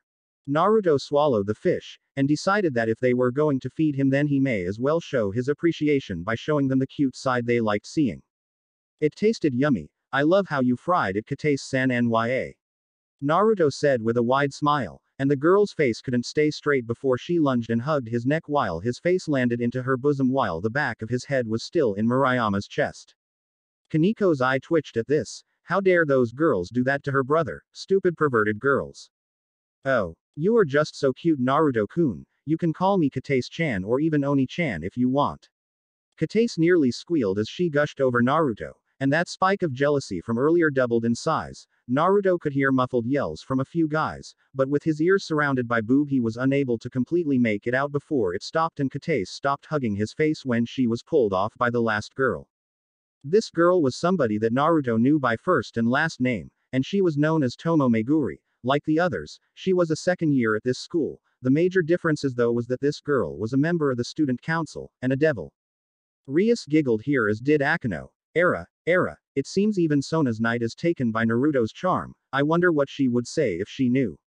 Yes, this girl was a devil from the peerage of a different woman that went to this school. Tomo was a girl with shoulder-length reddish-brown hair and brown eyes. She had wind-swept bangs, and hair antenna sticking from the top of her head. She was the knight in the peerage of Sona Sitri, the heir to the Sitri family. The group sighed, knowing this was more information they already knew. That placed her as an important devil, and strangely enough this hyperactive girl had a fetish for younger guys. She was technically the lowest rank of devil, besides the low-class pawn. She was a low-class knight, and yet she insisted on going after Naruto as a romantic interest. She liked to use lunch as a chance to get at Naruto while he couldn't escape her. She was a very nice girl, but she treated him like he was a normal person. That was both likable and annoying of her, because in both rank and status Naruto outranked her. You see, in the last 5 years Naruto had been promoted from a low-class devil to a middle-class devil, which was one rank away from being a high-class devil. Add that to the fact that he was the queen of Rias peerage and you had a middle-class queen. Of course, besides the fact that he wanted to become an ultimate class one day, he didn't really think much of rank. Rias blinked hearing Naruto wishing to become an ultimate class devil. She knew some wish to become one, but she never knew one before. Hey now, Naruto-kun hasn't tried the cookies I made in home economics today. Come on Naruto-kun, they are peanut butter cookies. Tomo said, and despite the fact that she was a devil, she was still one of the girls that liked to feed him things during lunch. Naruto munched on the cookie while she started to pet his head, and he nodded to her in satisfaction at how enjoyment of the cookie. Naruto noticed the jealousy from earlier replace itself with depression and sadness, so opening his eyes he looked over to the direction and saw that there were 3 boys that were also well known in the school. The perverted trio were crying tears of pain as they watched a younger boy get fed and pampered by 3 beautiful women. These were the kinds of guys that were completely open with how perverted they were, which included peeping on women that were changing. Kaneko had her blank look on her face, but the others could tell her dislike of those 3 already. Rias raised a brow as she has heard of them but she never met them before. Hey Katace-chan, Murayama-chan, and Tomo-chan, why don't invite them over to eat lunch with us? They look like they were pretty lonely. Nya, Naruto offered in a way to make the people that were bringing down his good mood happy. Frankly, Naruto always tried to make people happy so that he would have to feel their bad emotions. Kaneko felt that her brother was being too nice as she did not want those 3 perverts to infect her brother with anything. The girls' face darkened right away when they looked to see who Naruto was talking about, while the boys were looking at Naruto like he was their savior or something. You would be better not to let their filthy perverse thoughts infect you with whatever diseases they have, Naruto-kun. Those are the perverted trio of idiots. They peep on girls and read porn in class, Katace stated as she and her kendo friend sent death glares at the 3 boys, who now had their heads down on the ground again. Naruto closed his eyes, before he opened them again and used his own silver hair and yellow eye combination to make himself seem even more like a pouting kitten. But if you protect me then I won't get infected, Naruto pleaded lightly, seeing as perverts didn't really bother him that much. He was going to have to punish himself for using his cuteness to get his way, but that could come later. Now that is playing dirty, Kiba muttered, knowing those girls, even the one that is a real devil, would not be able to resist that cute look. The girls, even Tomo, completely fell under his charm and blushed deeply as his charm caught them all deeply in his trap. Hey you perverts, you can eat lunch over here, but try anything and you won't live to see tomorrow. Murayama shouted at the trio, and like lightning they started to run over to the group sitting on the grass and started bowing down to Naruto. Kaneko pouts at the fact those 3 were close to her brother, but she had a feeling they would screw it up all on their own. Akeno giggled at the fact they were bowing to Naruto. Maybe if I play it right I can have them bow to me, then I can have 3 very eager pets to play and cause pain too. Someone in the academy, a certain trio, sneezed and felt a great pleasure go through their bodies. Maybe a not girl wishes to sleep with us. The 3 turned back to their peephole to peep on the kendo club but found them missing. They were confused until they were grabbed from behind. The sneeze from before alerted the girls to the perverts and now they were seeking payback. Akeno paused in her reading as she felt that someone somewhere was getting a large amount of pain, and she was no way to enjoy it. She pouts before reading off again. They uttered thanks to Naruto. Before they looked up and started to show him that they were now crying tears of joy. Naruto was able to see that each of them were pretty average in the looks department, besides the middle one that was slightly above his 2 friends in look. Matsuda, the perverted baldy and UAL harassment paparazzi of the group, was a bald boy with tan skin that kept his eyes closed most of the time. He was once a part of the sports team, and had been a star player before the calling of the pervert got to him. He was the lolicon of the group. Motohama, The perverted glasses and 3 sizes scouter was a boy that wore glasses and had shaggy brown hair. He was rumored to be able to tell a girl's 3 sizes just by looking at them, which was an impressive skill. Naruto himself could tell a girl's 3 sizes if they placed them on his head. He can. Rias asked while Kaneko eye twitched at this bit of information. For example, Murayama's 3 sizes were B84 W70 H81 all in centimeters, and Kata's 3 sizes were B78 5W65 H79 also in centimeters. He never told anyone about this talent besides Kaneko, Akeno, and Rias because over the years they had been using his head to find out what their new bra sizes were over the years, and seriously, both Rias and Akeno had gained bombastic bodies in the past 5 years. Akeno sighed. Ah, we need someone who can do that. It would save us on trying bras. Rias nodded as it would save them time and trouble. The finally member, and presumed leader, of the perverted trio was Issei Hyodo. A slightly above average looking boy with hazel eyes and brown hair that stuck out in the back. His was slightly tan, but he had nothing to show that his body was fit other than the fact that he wasn't fat. Showing that he didn't really exercise often, he was considered the most perverted of the trio for some reason, even though he was always the most respectful of the girls. Yes, he peaked, but at least he never admitted to raping the girls in his head like the other two. He was just unlucky in the fact that he was caught peeping more, but he never groped girls like the other two. All in all, despite his bad representative, he was the most bearable of the 3 perverts. Something is off about him though, Naruto said as his eyes narrowed at Issei. And for a brief moment he was sure that he could feel something in him that also was a source of emotion. No wait, there was something inside him that had its own set of emotions. He was sure that somewhere deep inside Issei there was a sacred gear, because this boy smelled completely human. If he was possessed, or wasn't a human, then Naruto would be able to smell it. That meant that the something inside him was a sacred gear. The group went wide-eyed at this. They looked at one another before focusing on the book again as Akeno went on. Issei Hyodo was a human with a sacred gear that had no affiliation with any of the other factions. This means that he was free to become a member of Rias Peerage with some convincing. Naruto blinked when he felt a spike of understanding come from Tomo, as well as a sense of urgency as well, meaning that she had seen the look on his face, and figured out that Issei had a sacred gear as well. Rias bit her lip slightly. She knew a scared gear would be a great member to her peerage. She was only thankful that Sona did not know at the time, otherwise she would focus on making Issei her pawn. Not good. Sona will jump at the chance to have another sacred gear user, Naruto thought as he realized that Tomo was going to tell Sona about Issei as well. Not only would Sona be able to get in contact with Issei quicker, but Sona was also better about talking people into joining her peerage than Rias. Rias pouts cutely here. What is that supposed to mean? Her peerage member knew what Naruto was talking about but did not know how to tell her. Akeno glanced down and said the book explained it better and without hassle for them. Rias depended on others to make her peerage larger, with only Akeno being talked into becoming a member. Naruto and Kaneko were gifts to her. Yuto was dying, and Gaspar had died as well. Frankly, she had gotten lucky with how easy she had it getting her peerage.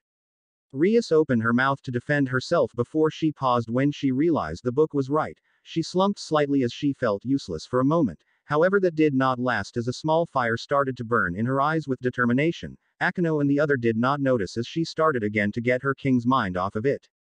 Sona had scouted for her own peerage, and then she would approach them and offer them what they wanted so that they would join her.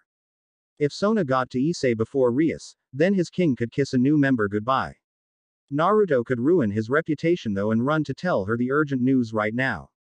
Because as Rias queen she had tasked him with scouting for peerage material. For one, if he abandoned these girls without a good reason and ran away to do something that would raise questions. Questions were not something Naruto was good at answering, and if position as the scout would be in trouble if Sona found out about him.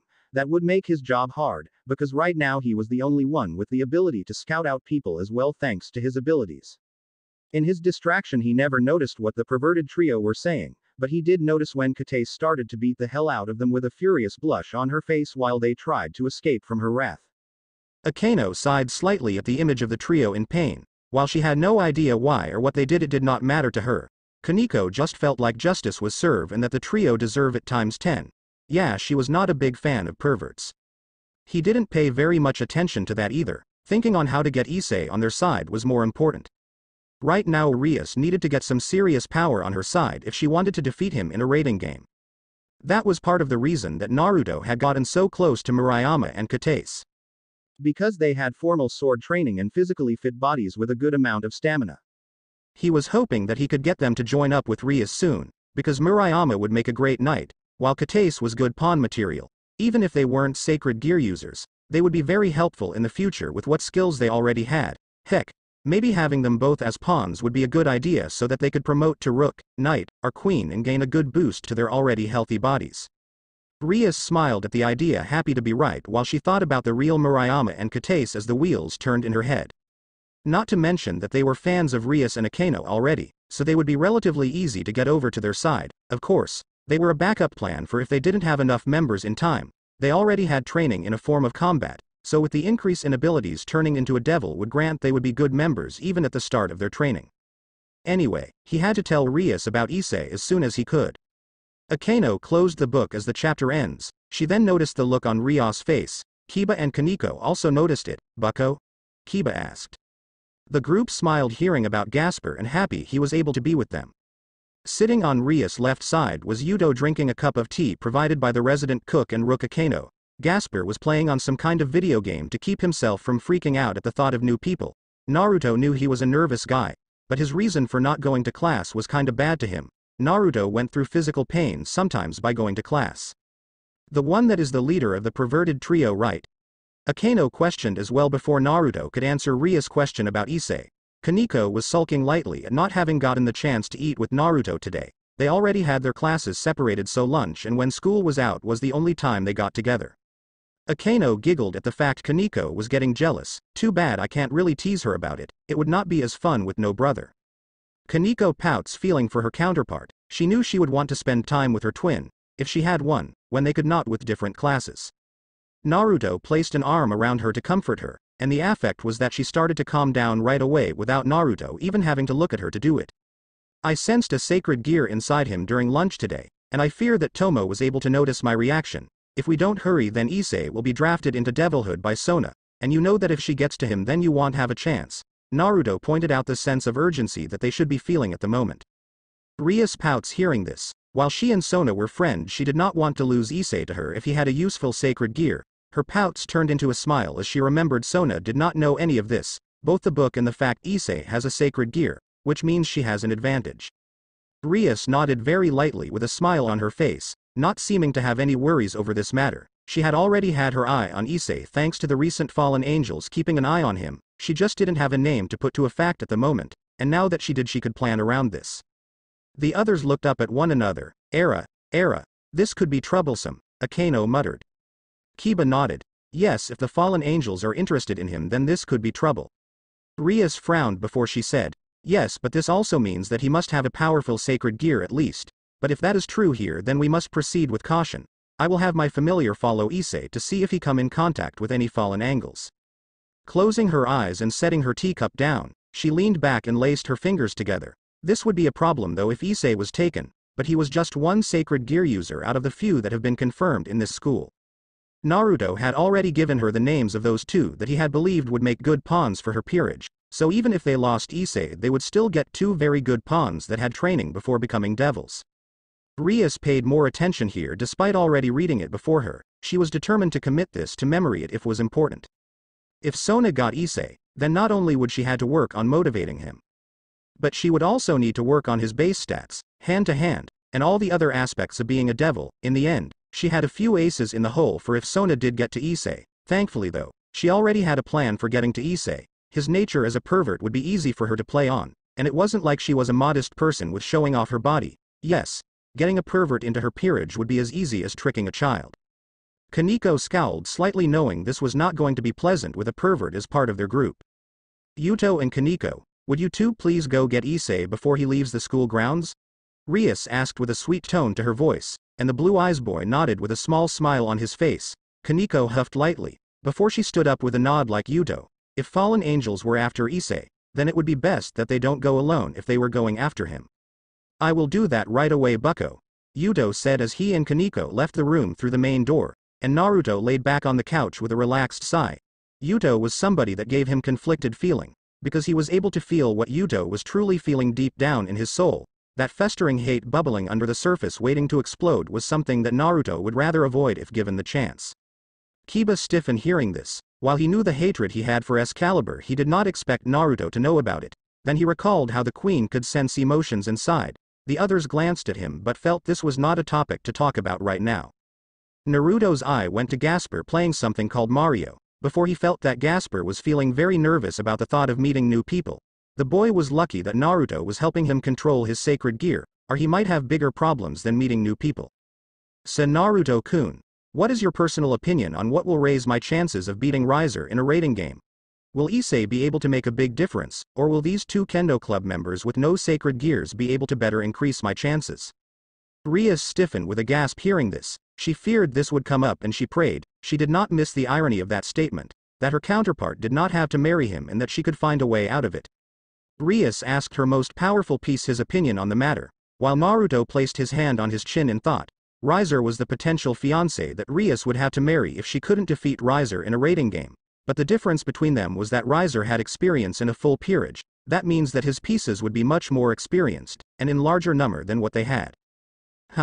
Well, with Gasper we will be able to quickly take out the lesser pieces like pawns quickly with or without either of them. The only problem would be taking them all out before they get into our territory NYA. Then they can promote and gain power, but if that happens Akeno and I can still take them out. Riser's most powerful pieces are his rooks, knights, and his queen as well as his sister being his bishop NYA. Yuto can take care of the rooks by using his speed advantage, but then he will be open for the knights. Kaneko and Akeno are not fast enough for fighting against a knight, and I will need to be near you in case Riser goes after you directly. Rias thought of the strategy and slumped slightly. Gasper was a big key in this, so she could not use that strategy at all. She would have to make several changes to figure it out. She sighed and kept reading, hoping to hear more that she can use. We don't know what Issei's sacred gear is, so depending on that aspect of him would be foolish. Two well-trained pawns with bodies that can withstand a promotion would be best in this case, but there is the chance Issei will have a great sacred gear for battle NYA. Naruto started out his explanation on how the battle would go at this point. Rias paused before she looked determined to get not only Issei but the two other future pawns as well. Gasper would be a key player in this battle, but his sacred gear is both a blessing and a curse. He didn't have a high enough control of it to not affect his allies that were too weak to resist it, and for some reason Naruto was the only one in Rias' peerage that could resist the effects for some unknown reason. The major threats were Riser Phoenix, Revel Phoenix, his queen, and his knights. The rest of his pieces were more like cannon fodder than a real threat at this point. If I turn into bats, I can increase the number of people I can freeze, Gasper pointed out with a slightly unsure tone, and Naruto sighed lightly. Yes, but it would be better to keep you near out area so that we can stop them from promoting their pieces. If you go into their territory you are wide open for attack, and you can't promote like a pawn. You are a key player in defending Rias, which makes your safety a high priority NYA. Rias sighed again, missing Gasper, and wished that he was here as well. The others frowned sadly, missing the crossing dressing Dampier. Kaneko, Yuto, and Akeno will be key players in invading the enemy territory at this moment NYA. Naruto explained gently so that he didn't make Gasper feel weak or unimportant. Gasper was barely able to keep his sacred gear from automatically activating, and that was thanks to Naruto. His gear was just as much a blessing as it was a curse, so he needed to be in a place by himself so that he won't affect his allies. That doesn't answer my question though. In your opinion, what option is better for victory? Rias asked Naruto with a bit more urgency in her voice, while he nodded in remembrance to her question. I am getting to that. You or I will have to personally take care of his queen. And Gasper will search out his sister when we have gotten rid of his other pieces NYA. Then while he keeps her frozen we can gang up on Riser with everyone we have left. I say the better option is Murayama and Kataise in this case. They have both training in how to be swordswomen, their bodies are well conditioned. And they are very motivated in getting better. With them we get a high number of people that can promote. And they will be easier to train. With Issei we would have to work on him attaining his sacred gear, hoping it is a battle-ready sacred gear, teaching him how to use it, prepare his body to handle the strain of promoting, increase his base stats, find a way to motivate him, get him battle experience and increase his reflexes, and that is just very time-consuming when we don't know when Riser will make the challenge NYA. Naruto explained with a frustrated look on his face. Rias groaned hearing all of this. She felt if there wasn't the problem with Riser over her head she could be able to get her peerage up and trained no problem before she even thinks if getting into the rating games. The others saw Naruto plans was good, and while they lacked Gasper they might be able to handle it if they had more member in their peerage. Akeno nodded, seeing that Rias was right with getting all three of the humans as her pawns. Issei would potentially be much more valuable than both girls combined. but could they really take a chance on if he could be better? They didn't even know what his sacred gear was at this point, or how many pawns he would take. If he took too many they would lose out on numbers later, and sacred gear users were always known to take more than one pawn. The girls had training, and they would be battle ready within days of getting used to real swords, and increasing their base stats would be very simple when it came to motivation. There are too many variables in this, so either the two that are the obvious choice, or the wild card that could be worth a lot down the road. This is a very hard choice indeed, and I will trust your opinion on this. Akeno, could you bring the two girls here for me? The Kendo Club doesn't let out until 5:30 anyway, so they should still be there. Rias requested of her more powerful rook, who strangely fought with mostly spells. Akeno pouts here, still not getting used to the fact she was no longer the queen. Akeno smiled lightly and bowed to Rias in understanding, before she set out on her own way to go get the girls that would help Rias in her future as a king. When she was gone only 3 people were left in the room, and one of them wasn't much a talker. Hopefully Ise is only worth a few pawns, and we can get all 3 of them. I highly doubt that though, because his sacred gear had emotions. Which means that it has a personality, it would worth a lot to turn him. Sadly, just being worth a lot doesn't mean that it is useful. Much like that sacred gear that lets you see through clothes because the spirit of some peeper named Tom. Naruto said before he paused when he realized that the original peeping Tom had been turned into a sacred gear that allowed people to look through people's clothes, rather useless in battle, and for all they knew Ise's was useless as well. Rias bit her thumb thinking, if Naruto was telling the truth and the facts were true with Ise, then she might not have enough pawns for all 3. She felt all 3 would be good for her, but she did not know what to do. A thought came to her about one little fact she had forgotten about. Could that work though? Would that be enough? She returned to the book to see what else she can learn. Okay. Now that we have a game plan on who to pick, let's get back to planning. I think that we should send Kaneko and Yuto into enemy territory first. Both of them are good at sneaking around. Maybe they can eliminate a few before the direct battle starts, and then work on setting up traps. Rias suggested first in the usual conversation she and Naruto had when they were pretty much alone. Well, the conversation they usually had when they needed to come up with plans that they could use against Riser Phoenix. Right now the odds were lightly more in his favor than theirs, which they needed to correct as quickly as possible. No, Yuto should run around the border of our area while Kaneko and Akeno set off into enemy territory. If Riser is smart, he would be thinking of overwhelming you with power by distracting us with his high ranks pieces long enough for his pawns to get in deep and promote. And then we will be overwhelmed by high-ranking pieces with experience. We also have to consider the fact that they are allowed 2 items per rating game. That means that they may have Phoenix tears to heal themselves. Yuto will patrol the area and take care of any pawns trying to get in, and either I or Gasper will take care of the ones that get through, Naruto said as he placed the pieces on the chessboard Rias had around to represent all the different areas and places that people should be. Right now it showed both rooks in the enemy territory, the knight at the edge of the territories, the bishop near the knight, and the king and queen next to each other. Rias thought it over and thought Naruto was right. It hurt that her idea, as she was thinking of the same plan as her counterpart, was bad, but at least she is not finding out this on the battlefield. I can see your point, and while Akeno and Kaneko act as distraction, we can promote either Ise or Murayama and Kataise into higher pieces, before we start moving forward and begin picking them off. Gasper, you will be in charge of keeping Revel frozen in time for as long as you can.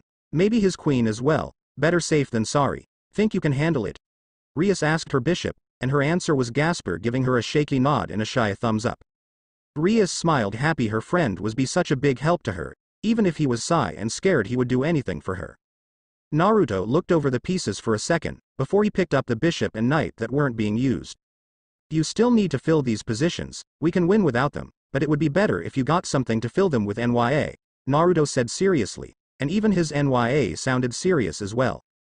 Akeno giggled here, ah, so cute. Even if he is not in any pain. She glances at Kaneko, who was glaring.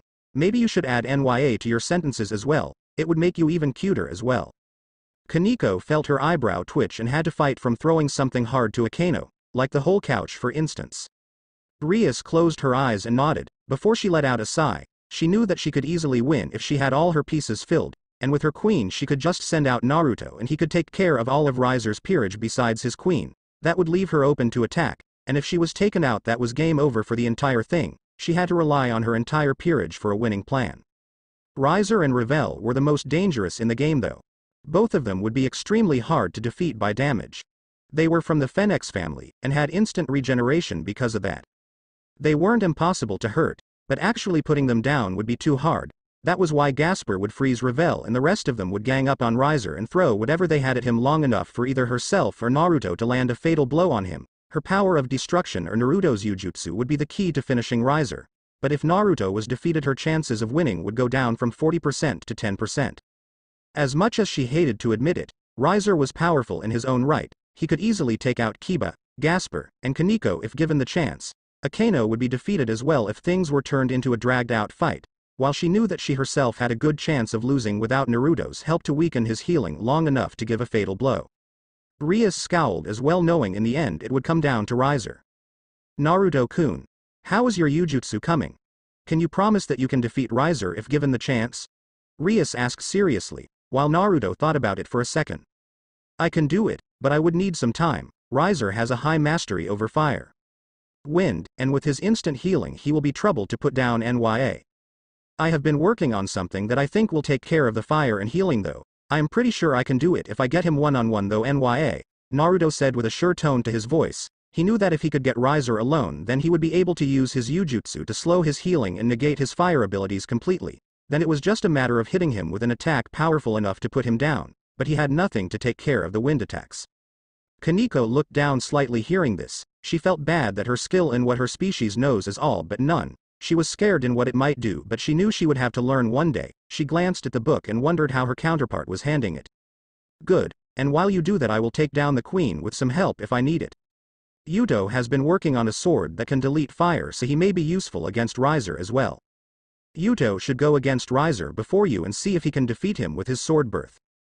Rias commented to Naruto, while he nodded slightly. Even if Yuto was defeated it wasn't like he was going to die. And while they didn't like this idea of using him, there was a lot on the line here. Yuto would understand why, and they would fully explain it to him so that he didn't think they were sending him to his defeat. He had a real chance of defeating Riser if he made a sword that could take care of fire. Kiba nodded, smiling at his king. Yes, I would not hold it against you, bucko. I doubt my Fire Eater sword would be able to defeat Riser like that, but it may slow his flames down, maybe enough for one of us to deal a good blow. Rias nodded, still worried. All right, we will see when our time comes. Naruto blinked before he realized that Yuto and Kaneko were coming back with a slight depressed feeling, which meant that they failed and Issei had already been gotten by Sona. That or Issei was dead by a fallen angel's hands, and the body was completely destroyed. Rias frowns here, feeling sorry for her counterpart, but she was sure she still had a chance. Yuto and Kaneko are coming back without Issei, and Akaino is coming back with the two I told you about. It would seem that Sona or the fallen angels got to him first, Naruto concluded when he felt Akaino enter his range with two more people with her that were feeling excited. Akaino herself was feeling excited as well, but no doubt for a different reason. Akaino sighed as she could imagine the pain she could bring to the pawns. She blushed, getting a little giddy thinking about it. She hoped when the new pawns came she might be able to break them in some before Rias has them work for her. Damn it, Sona, Rias muttered with a nasty pout on her face. Before she cheered up at the news that she would still be getting 2 pawns out of this. Normal humans like these ones would only cost 1 piece each, meaning that she would still have 6 pawns left after them. That was equal to a rook and a pawn, 2 knights or bishops, a knight or bishop and 3 pawns, or just simply 6 pawns. That was still a max of 8 pieces she could still use counting the knight and bishop. She could still have a full peerage of 15 people if she found the right people to fill the roles. Rias startled slightly when she felt Naruto sit on her lap and lean back into her breasts with his cat ears sticking out of his head. And when she looked down at him she saw him wink at her. She smiled back and leaned back so that the two of them were relaxing again. With more people coming, Naruto would have to deal with more emotions again, so by getting into contact with her he was focusing on her emotions, or he was just getting her to relax by doing what they did to Bond when they were younger, and he was still able to sit her lap. She wrapped an arm around his stomach while using her other hand to run him behind the ears. Now this would be a strange scene for anyone, as well as an ironic one. Kiba raised a brow at that comment. He could understand strange but ironic. Naruto was a male queen, and he was sitting in the lap his female king Rias. They were a very unique pair. He was the youngest person in her peerage, while also being her strongest. She was his first non-family friend, but was also his legal owner, yet, despite all that, they were still the best of friends, as close as best friend can be. Rias smiled happy for her counterpart. She knew her friends were close to her, but she wondered what it would be like to have someone that close to her. I miss our garden. You ever wonder how our roses are doing? Rias asked with a slight smile on her face when she thought about the rose bush they planted together. Their little garden had flourished in the years they had worked on it together. and even Kaneko had watered it a few times with them. It was tradition though for Naruto and Rias to water it with him in her lap while they just talked about whatever came to their minds, while deepening their bonds. Yeah. But Grafia is taking care of it while we are gone. They are going to be doing great nya.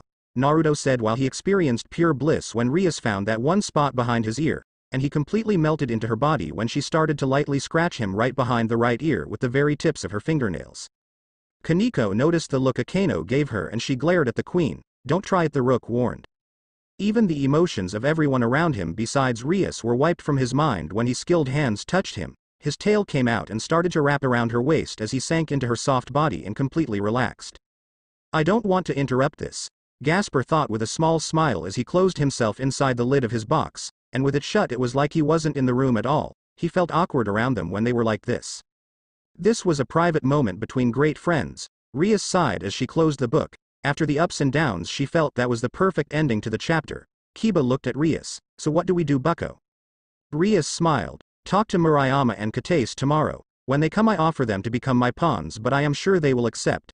Afterwards we shall read more of the book with them here as well. Meanwhile my familiar will keep an eye on Issei to see if the fallen angels are indeed watching him. She got up and gathered her magic for her seal to head home. Akeno raised a brow. And what are you doing? Rias smiled. I got to go see my mother. I am in need for a trade. Thanks for watching.